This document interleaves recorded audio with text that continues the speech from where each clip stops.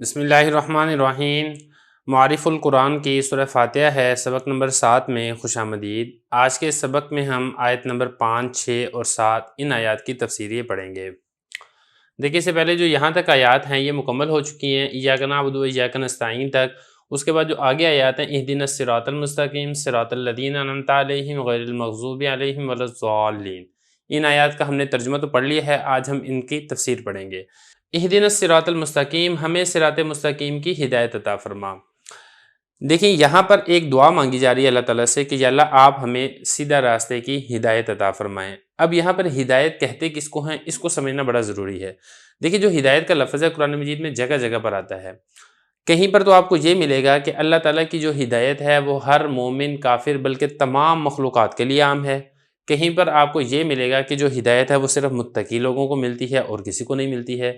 اسی طریقے سے آپ کو ایسا بھی نظر آئے گا قرآن مجید میں کہ اللہ تعالیٰ ظالم یا فاسق لوگوں کو ہدایت نہیں دیتے ہیں، اور اسی طریقے سے آپ کو بار بار یہ بھی ملے گا کہ اللہ تعالیٰ سب کو ہدایت عطا فرماتے ہیں۔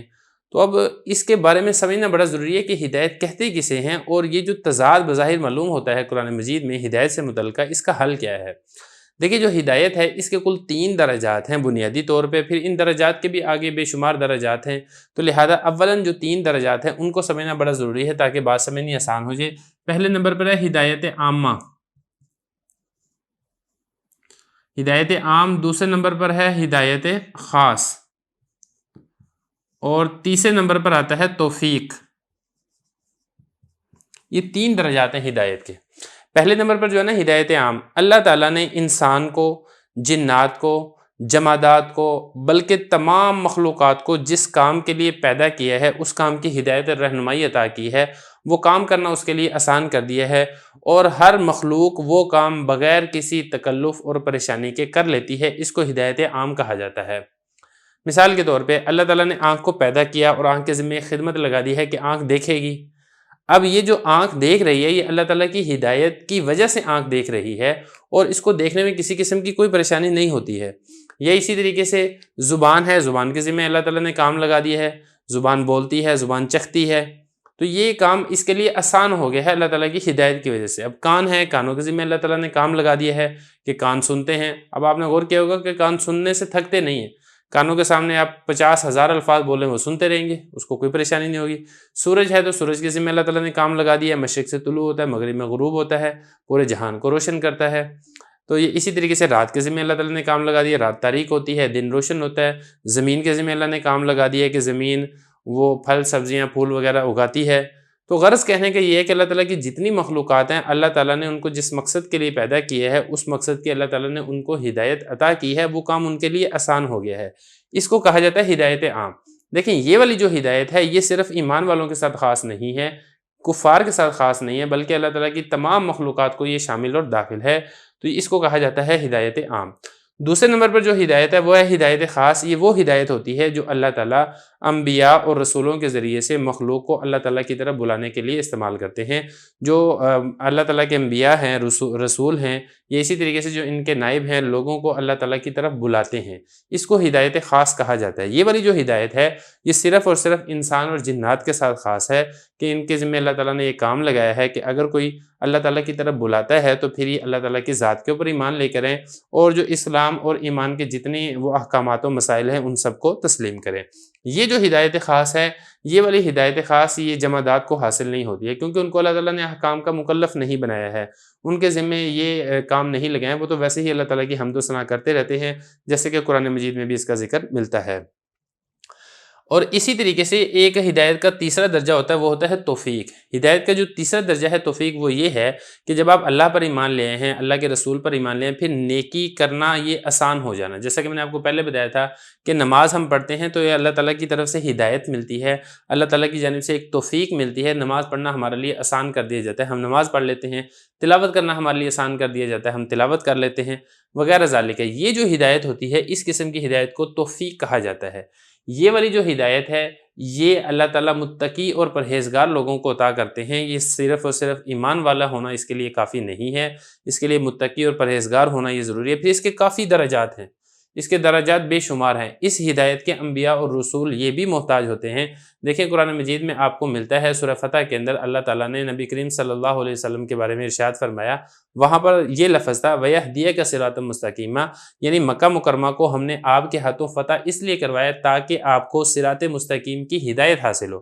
اب یہاں پہ سوال یہ پیدا ہوتا ہے کہ نبی کریم صلی اللہ علیہ وسلم وہ تو پہلے سے ہی ہدایت یافتہ ہیں، بلکہ نہ صرف یہ کہ ان کو ہدایت ہے بلکہ وہ تو دوسروں کے لیے ہدایت کا ایک مرکز، نمونہ اور مجموعہ ہے، تو پھر آپ کو اللہ تعالیٰ ہدایت دیں، اس کا کیا مطلب ہے؟ تو دیکھیں یہاں پر بھی آپ صلی اللہ علیہ وسلم کو ہدایت کا یہی معنی ہے کہ جو احکامات الہیہ ہیں اللہ تعالیٰ مجھے اور زیادہ توفیق دے، میں اللہ تعالیٰ کی اور زیادہ عبادت کر سکوں، اللہ تعالیٰ کی معرفت کے اندر مجھے اور زیادہ ترقی مل سکے، تو اس قسم کی ہدایت کو توفیق کہا جاتا ہے، اور یہ صرف اور صرف ایمان والوں کو ہی ملتی ہے۔ تو یہ 3 درجات ہو گئے ہیں ہدایت کے۔ اب 3 درجات ہدایت کے جب آپ نے سمجھ لیے ہیں، اب آپ اس کو ذرا دیکھیں، الصراط المستقیم، ہمیں سیدھے راستے کی ہدایت عطا فرما۔ اب سیدھے راستے کی ہدایت میں ہدایت خاص بھی ہے کہ یا اللہ ہمیں ایمان کی، ہمیں اسلام کی ہدایت عطا فرما، ہمیں کفر اور شرک سے ہمیں محفوظ فرما، اور ہمیں توفیق حاصل ہو ہم آپ کے احکام کو مان لیں، تسلیم کر لیں۔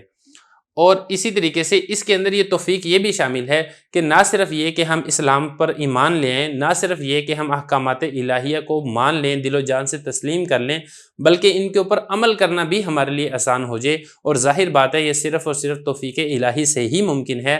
اگر اللہ تعالیٰ کی توفیق نہ ہو تو بندہ زبان سے ایک لفظ الحمدللہ یہ بھی نہیں نکال سکتا ہے۔ تو آپ اب غور کریں گے اس آیت کی طرف، یا اللہ ہمیں سیدھے راستے کی ہدایت عطا فرما، یہ کتنی جامع دعا ہے اور اللہ تعالیٰ سے کتنی بڑی خیر و برکت کا یہ سوال کیا جا رہا ہے۔ اچھا، اب آپ کو اتنا تو پتہ چل گیا صراط مستقیم کا۔ صراط مستقیم یعنی ہدایت خاص کا بھی ہمیں راستہ بتا اور ہمیں توفیق کا بھی راستہ بتا۔ اب اسی صراط مستقیم کا جو پتہ ہے وہ اللہ تعالیٰ نے اگلی آیت کے اندر ذکر کیا ہے، صراط الذین انعمت علیہم غیر المغضوب علیہم ولا الضالین۔ تو دیکھیں اس آیت کے اندر اللہ تعالیٰ نے یہی صراط مستقیم کا راستہ واضح کیا ہے، اور اس کی جو وضاحت ہے وہ 2 طریقوں سے کی گئی ہے۔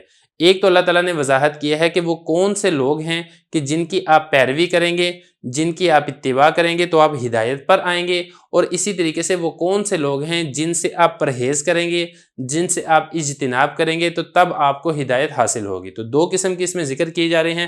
پہلا تو ہے انعمت علیہم، یہ اللہ تعالیٰ نے فرمایا صراط الذین، ان لوگوں کا راستہ انعمت علیہم جن پر یا اللہ تیرا انعام نازل ہوا۔ تو پتہ چلا اللہ تعالیٰ نے جن لوگوں پر اپنا انعام نازل کیا ہے ان لوگوں کے راستے پر ہم چلیں گے تو ہمیں صراط مستقیم کی ہدایت حاصل ہوگی، اور اسی طریقے سے غیر المغضوب علیہم، نہ کہ ان لوگوں کا راستہ جن پر اللہ تعالیٰ کا غضب، اللہ تعالیٰ کا غصہ نازل ہوا ہے، اور اسی طریقے سے نہ ہی ان لوگوں کا راستہ جو سیدھے راستے سے بھٹک گئے ہیں، کیونکہ اگر ان لوگوں کے راستے پر ہم چلیں گے تو ہم صراط مستقیم سے بھٹک جائیں گے، اور اللہ تعالیٰ کی جانب سے جو ہمیں ہدایت حاصل ہونی تھی وہ اس ہدایت سے بھی ہم دور چلے جائیں گے۔ اب یہاں پر اب سوال اگلا بھی پیدا ہو گیا کہ انعمت علیہم ہمیں کیسے پتہ چلے گا وہ کون سے لوگ ہیں جن پر اللہ تعالیٰ کا انعام نازل ہوا ہے؟ دیکھیں اس کا جو ذکر ہے وہ آگے سورہ بقرہ کی آیت ہے، الذین انعم اللہ علیہم من النبیین والصدیقین والشہداء والصالحین، کہ جن لوگوں پر اللہ تعالیٰ کا انعام نازل ہوا ہے وہ کل 4 قسم کی جماعتیں ہیں۔ ان میں سے پہلے نمبر پہ جو جماعت ہے وہ ہے انبیاء، نبیوں کی جماعت ہے۔ دوسرے نمبر پر جو جماعت ہے وہ صدیقین کی جماعت ہے۔ تیسرے نمبر پر جو جماعت ہے وہ شہداء کی جماعت ہے، اور چوتھے نمبر پر جو جماعت ہے وہ صالحین یعنی اللہ تعالیٰ کے نیک بندوں کی جماعت ہے۔